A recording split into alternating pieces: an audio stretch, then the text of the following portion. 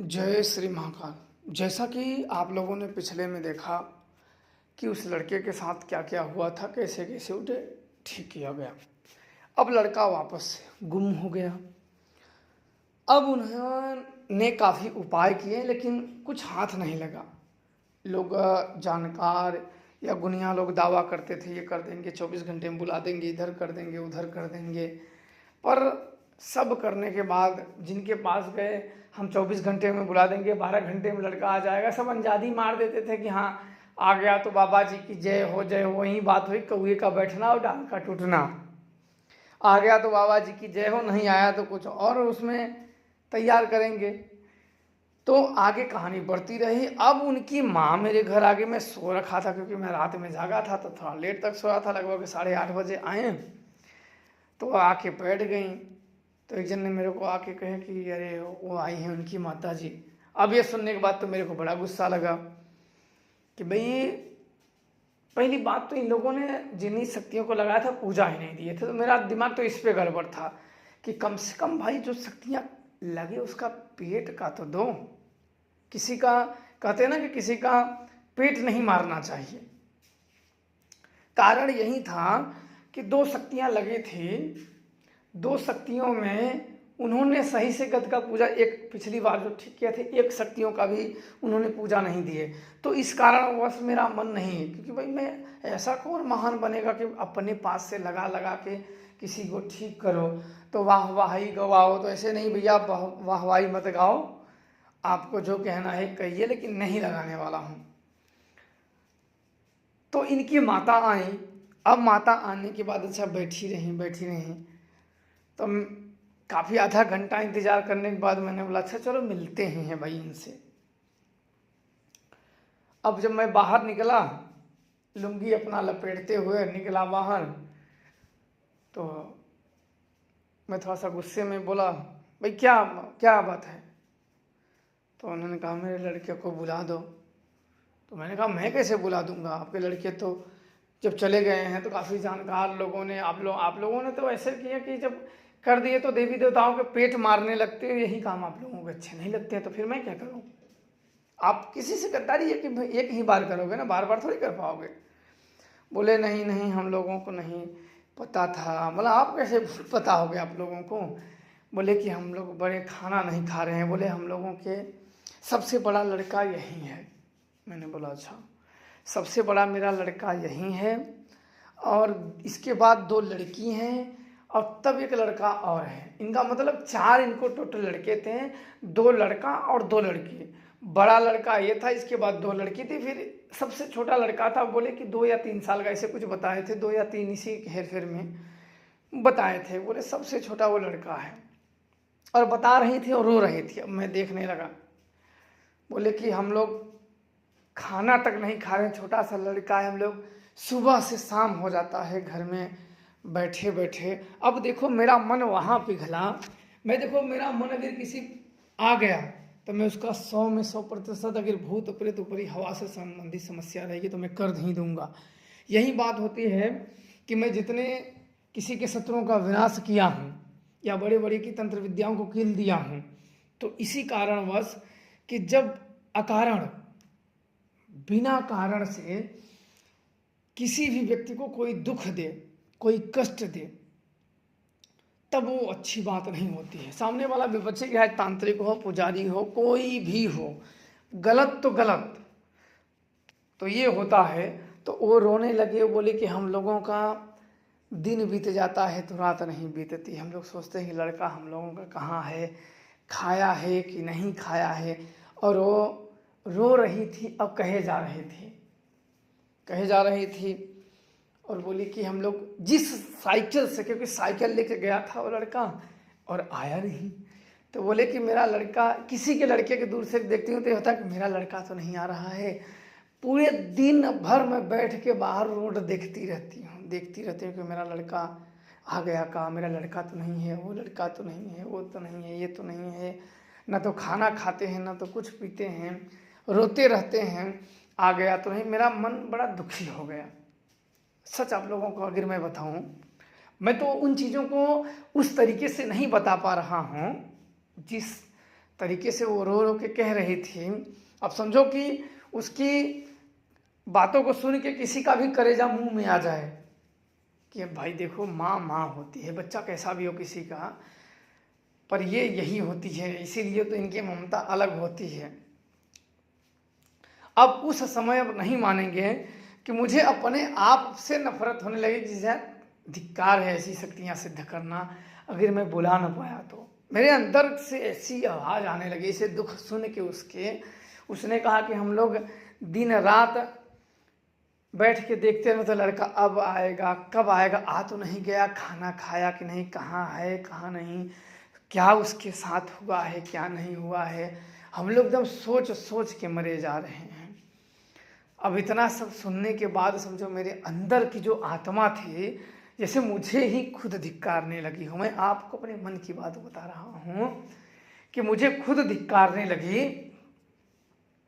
कि तेरी कैसी शक्तियाँ सिद्ध करने से क्या फ़ायदा, ऐसी शक्तियाँ सिद्ध करने का क्या फ़ायदा है कि जो ऐसी चीज़ों को कर ना पाओ। तो मैंने सोचा कि भाई ये तो बात सही है इसकी माँ की। अब मैं सब जितनी भी लोगों की माँ होती मैं सब का सोचने लगा।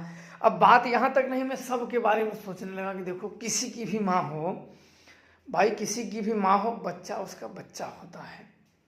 और इसीलिए इसी कारण, यही देखो एक मुख्य कारण होते हैं कि मैं अपने शत्रुओं को भी बख्श देता हूँ, छोड़ देता हूँ कि जाओ, तुम्हारा तब तक छोड़ूंगा कि जब तक आपके माँ बीच में आड़े रहेंगे। और जिस दिन ये हटी फिर कोई बचा नहीं सकता है, क्योंकि तंत्र कैसे चलाया जाता है, क्या उसका प्रोसेस है, क्या नियम होते हैं, शक्तियाँ कीली कैसी जाती है, शक्तियाँ बंधन कैसे किया जाता है, जब उसे पता होते हैं, पर पता होने के बाद दुरुपयोग नहीं किए जाते हैं। इतना भी ध्यान रखना चाहिए। तब मेरे अंदर से ये भावना हुई क्या धिक्कार है ऐसी चीज़ों को, अगर मैं कर ना पाया तो इतनी बड़ी शक्ति पूजने से क्या मतलब है। लोग नाम करें उस, वो नहीं, काम करो। अब मैं तुरंत वहाँ से देखो तुरंत उठा, हाथ मुँह धोआ, और उस औरत ने मेरे को कुछ पैसे निकाल के दिए रोते हुए। आप लोगों को मैं सच बता रहा हूँ, कुछ पैसे रोते हुए निकाल के मुझे दिए। बोले कि लो अपने देवी देवताओं के पूजा पर मेरे लड़के को बुला दो, और चाहिए तो मैं और उधार किसी से लेके मैं आपको दूंगी। क्योंकि उनका जो नैहर था मेरे घर के बगल ही है, लगभग 50 कदम पे उनका जो नैहर है। उनके जैसे माँ बाप भाई तो उनके 6 भाई हैं, तो उधर एरिया में तंत्र विद्या में सभी मुझे जानते हैं। एक शमशानी साधनाओं में जो आप लोगों मैंने बताया अपने बेल वाले, तो ये सरनाम है, वो बच्चे जानते हैं मेरी साधना। क्योंकि भाई आप ऐसी चीज़ों को छुपा नहीं सकते हो, तो सब जानते थे कि भाई वो आदमी अगर चाहेगा तो करेगा। तो ये हुआ कि चलो अच्छा कोई बात नहीं, उन्होंने पैसे दिए तो मेरे अंदर से ये भी आवाज़ आई कि यही जो मैं आप लोगों को बता रहा हूँ कि हराम है कि इसके पैसे में से 1 रुपया मैं अपने लिए खर्च करूं। मेरे मन से ये आया, जो मैं आप लोगों के सामने अपने मन की बात रख रहा हूं, कि मेरे मन के अंदर से ये आवाज़ आई कि मुझे हराम है जो मैं इसका 1 पैसा भी खाऊं। सब शक्तियों का पूजा जो करेंगी मैं उन्हें पूजा दे देता हूं। मुझे हराम है, मुझे इसका 1 पैसा, 1 कटी चवन्नी मुझे नहीं चाहिए इसका पैसा। जो पैसा लगेगा, जो देगी, मैं उनकी सब शक्तियों की पूजा करूंगा। अगर नहीं रहेगा तो मैं अपने पास से लगा के दूंगा, पर मैं काम करूंगा तो करूंगा। अब मैं तुरंत वहां से, उसने पैसे रोते हुए दिए, मैं तुरंत गया, शराब लिया और अन्य सामग्रियां सब ली और लिया। तुरंत जो अपना स्थान है माँ काली का, वो तुरंत मैंने खोला।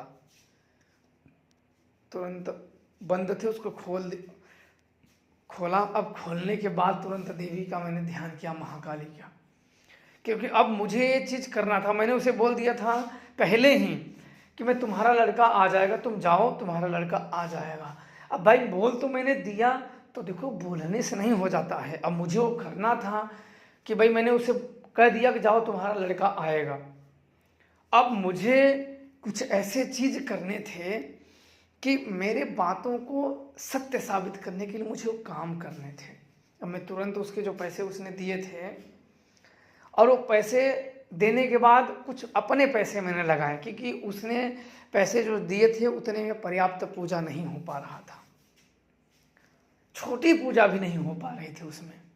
मैंने अपने पास से लगाए, कोई बात नहीं, नहीं है तो कोई बात नहीं, अपने पास से लगाओ।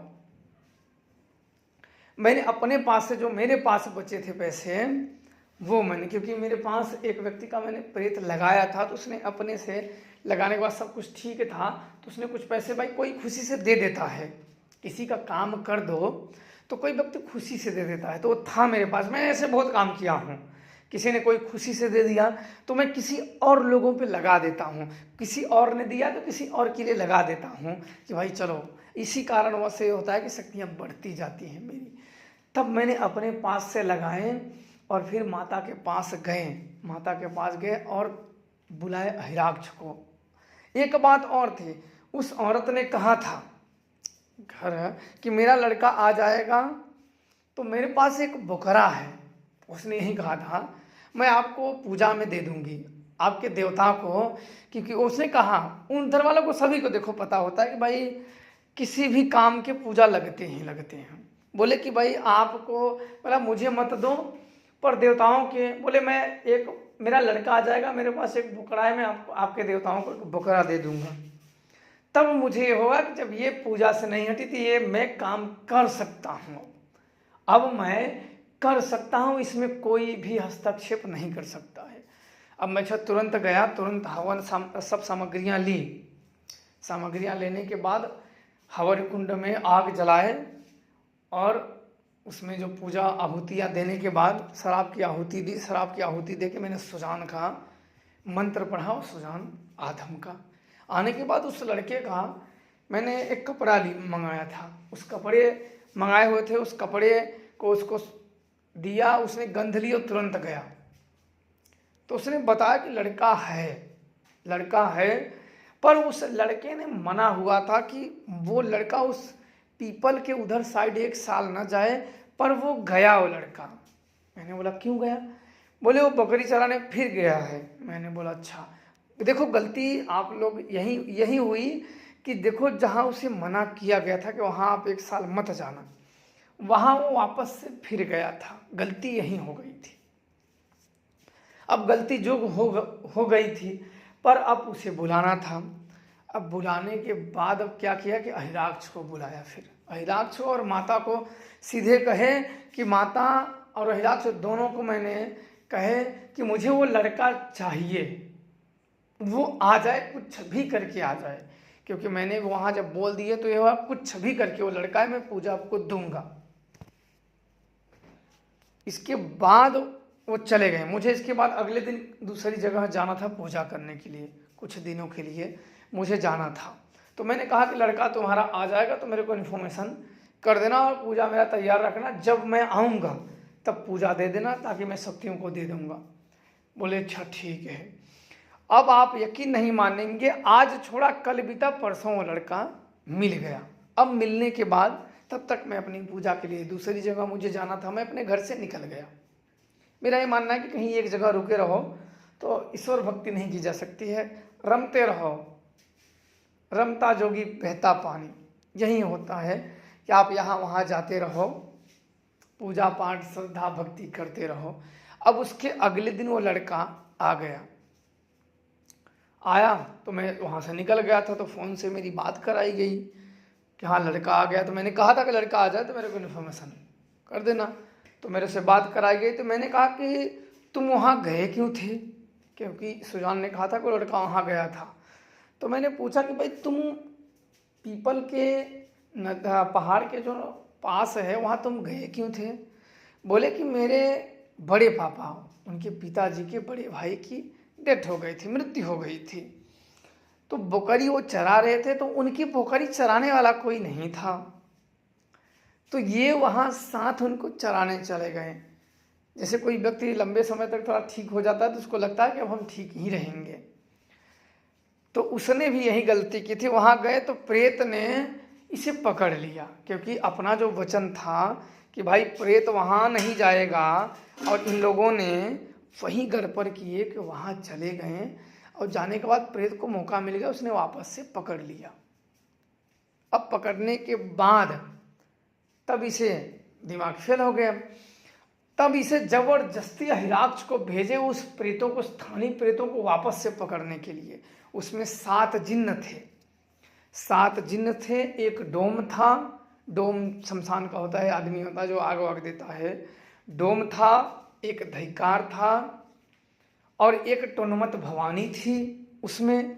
एक चमरदेव था, ब्रह्म था और पहलवान थे। ब्रह्म एक हरिकसा ब्रह्म था और एक ब्रह्म और एक पहलवान था उसमें, और एक उसमें शायर थी। मतलब वो पूरा कहानी था।